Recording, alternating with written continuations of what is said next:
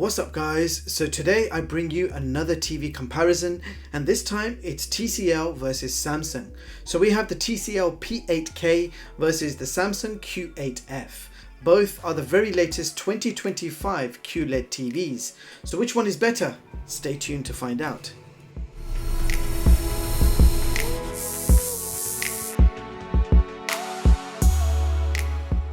So in this video, we will be comparing the TCL P8K versus the Samsung Q8F.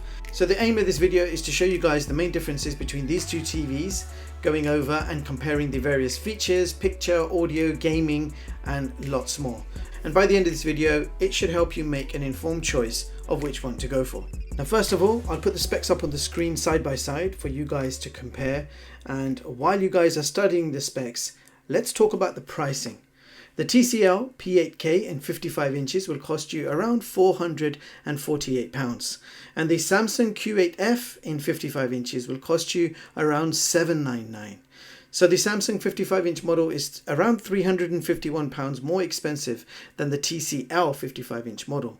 Now, if I went one model up, 65 inches in both, the TCL will cost around $699 and the Samsung will cost $1,099. So Samsung is no doubt considerably more expensive than TCL, but does that mean Samsung is better?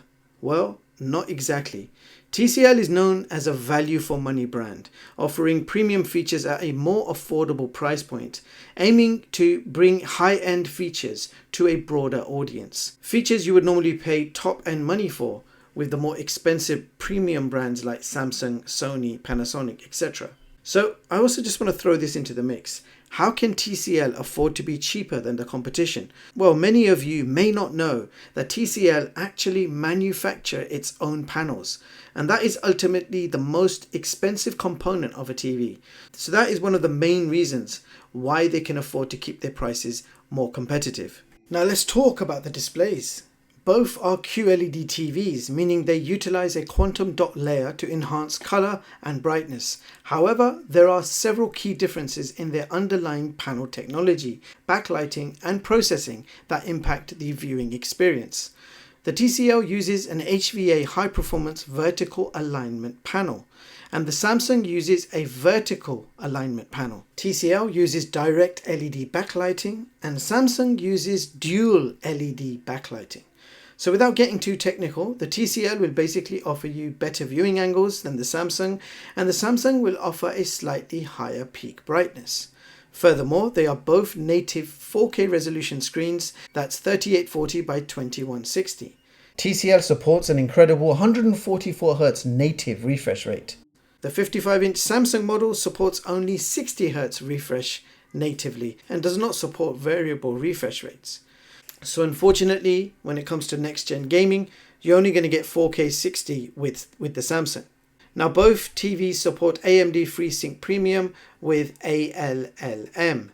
The TCL has a potential edge for PC gamers, specifically looking for the highest possible interpolated refresh rate. That's 240Hz when playing at 1080p. TCL also supports Dolby Vision, HLG, and HDR10+. The Samsung TV does not support Dolby Vision at all. Instead, it supports native HDR10, HDR10+ adaptive, and HLG. So what does that mean for you when you open up the native Netflix app?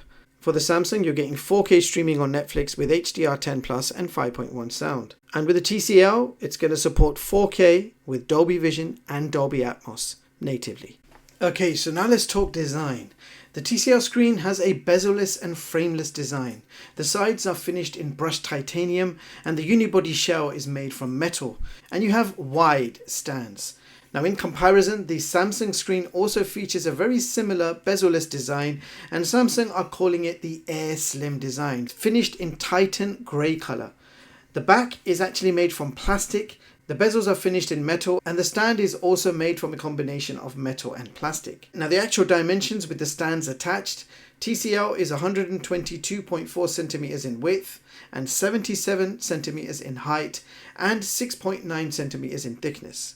In comparison, the Samsung is 123.2 centimeters in width, so nearly the same width, 76.8 centimeters in height, so nearly the same height, and 2.5 centimeters in thickness, so much slimmer than the TCL. Weight-wise, the TCL weighs only 11.3 kgs with the stand and 11 kgs without the stand. The Samsung weighs 14.3 kgs with the stand and 13.9 kgs without the stand. So the TCL is much lighter and the Samsung is much thinner. So let's compare the rear ends. The TCL VESA mount dimensions are 300 by 300 and the Samsung VESA mount dimensions are 200 by 200. For ports, if we start with TCL, we have a single USB 3 port, Ethernet port. We've got two HDMI 2.1 ports. One of them supports eARC and they both support up to 144 Hz at 4K. We have two antenna connections for satellite cable, etc. We've got an SBDIF optical audio out, two more HDMI ports, and these are HDMI 2.0 supporting 4K 60 Max. And right next to it you can see a common interface card slot. And further down to the other side you will find a power socket. Okay, now we check out these Samsung ports. We've got two USB-A ports and they are both USB 2 standard. We've got an SBDIF optical out. We have three HDMI ports and I believe all three are HDMI 2.1s. We've got an Ethernet port, antenna connection, and behind this sticker you will find a section where you can attach your external common interface card. If we compare the stands, the Samsung has a central stand, but you've also got the option to install the same stands at a wider position. In comparison, the TCL stands will only fit in a wide position. Now let's talk about the sounds. The TCL has a 2.1 channel Onkyo sound system consisting of two 10-watt speakers and also one 15-watt subwoofer, which you can see in the middle, and it does look like it means business. So that gives you a total audio output power of 35 watts. Now in comparison, the Samsung has two speakers built in, giving you a standard 2-channel sound system consisting of 2 times 10-watt speakers and no subwoofer included. So total audio output power in the Samsung is 20 watts. So on paper, I'm expecting a much more powerful and immersive sound from the TCL. Furthermore, if we talk about the audio technologies, TCL supports Dolby Atmos, DTS Virtual X, and it also supports vertical AI sound field with 360 spatial surround sound. This is a TCL specific feature that uses AI to create a wider and more encompassing soundstage. This TV also has a number of audio features such as AI voice enhancement and adaptive audio based on the content that you are watching. Now in comparison, the Samsung supports Dolby Digital and Dolby Digital Plus. Dolby Atmos is not natively supported through the internal speakers, but this TV does support Atmos via pass-through to an external system like a soundbar, for example. You also have Object Tracking Sound Light, which uses the TV's processing to make the sound appear to follow the movements of the objects on the screen. This TV also supports Q Symphony, which is a major advantage if you own a compatible Samsung Q Symphony soundbar. This TV has many other audio features such as audio voice amplifier and adaptive sound plus. So on paper, both TVs appear to have some great sound features, but let's hear how they sound in practical.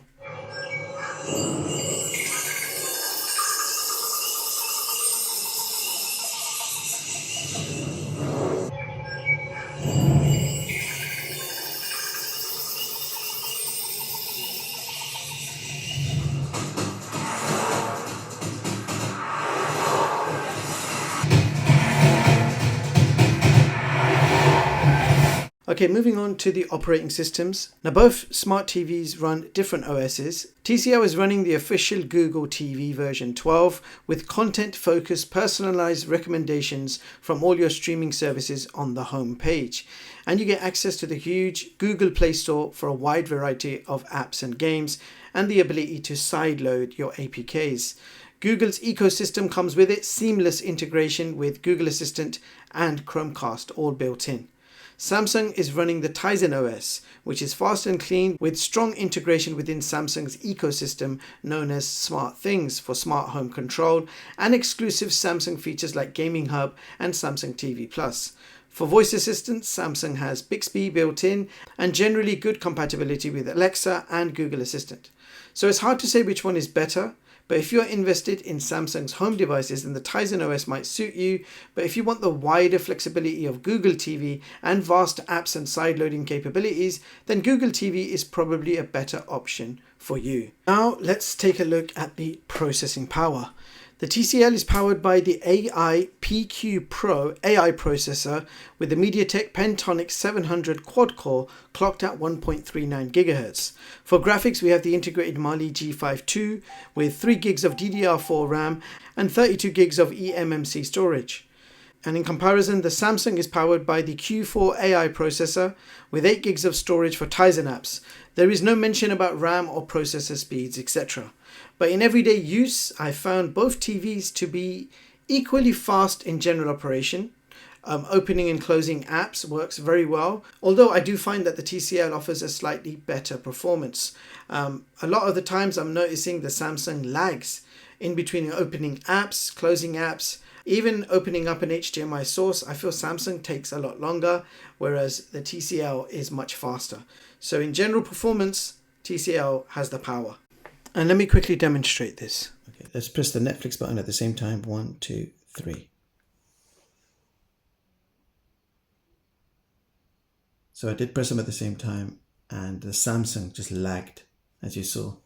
YouTube at the same time. 1, 2, 3.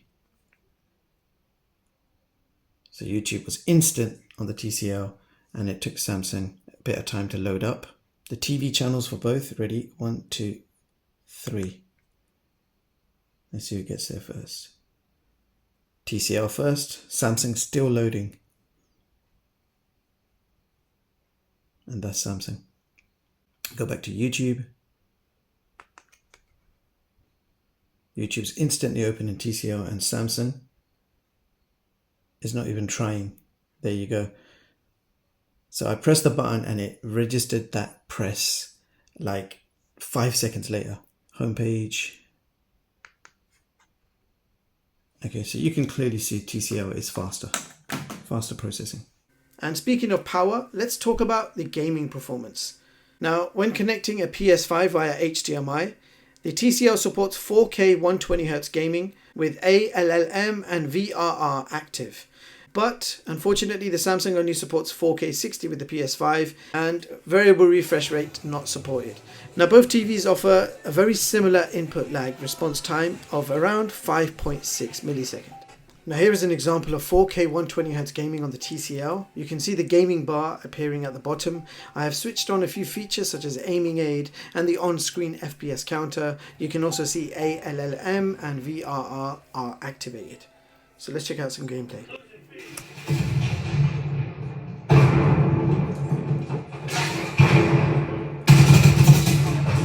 Sniper down. You're in Charlie. Bravo. Bravo underway. We got taking fire. Down.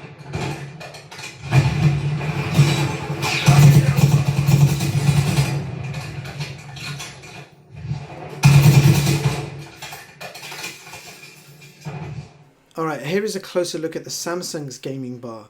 It confirms 4K 60, HDR is on, VRR is off. I have activated the aim assist, but unfortunately no on-screen FPS counter with the Samsung.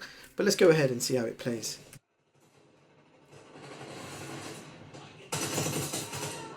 One chance to fight fair and win.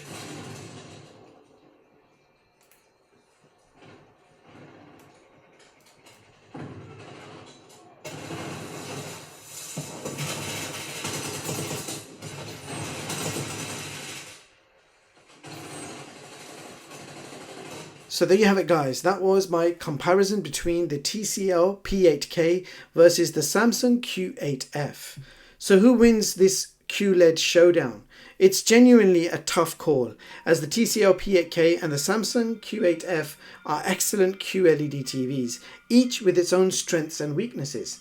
The TCL P8K is ideal for gamers seeking the highest refresh rate possible, especially for PC gamers or next-gen 4K 120Hz gamers for your Xbox Series X or PS5. Also, for those who prioritize Dolby Vision and Dolby Atmos sound, and buyers looking for strong features at a more affordable price with the flexibility of Google TV.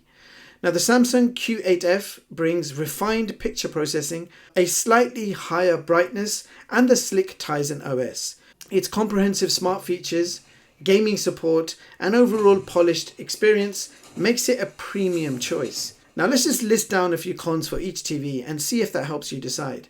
TCL caveats, and I tried my best to find something, and this is all I could find. There's literally nothing bad to say except one point, which I will bring up, and that's brand perception. TCL are not seen as an established, well-known brand, even though they produce some super premium TVs with the latest technologies at very competitive prices. My main TV in my living room is wall-mounted and it's a TCL TV.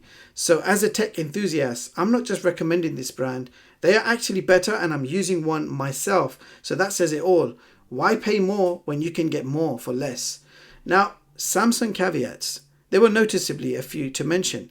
Limited to 4K 60Hz natively.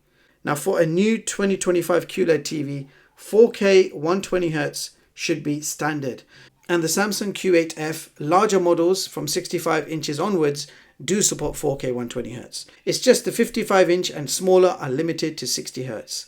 So no 4K 120Hz next gen gaming, unfortunately, no variable refresh rate, no Dolby Vision support. Next one, standard built-in stereo speakers enhanced by software.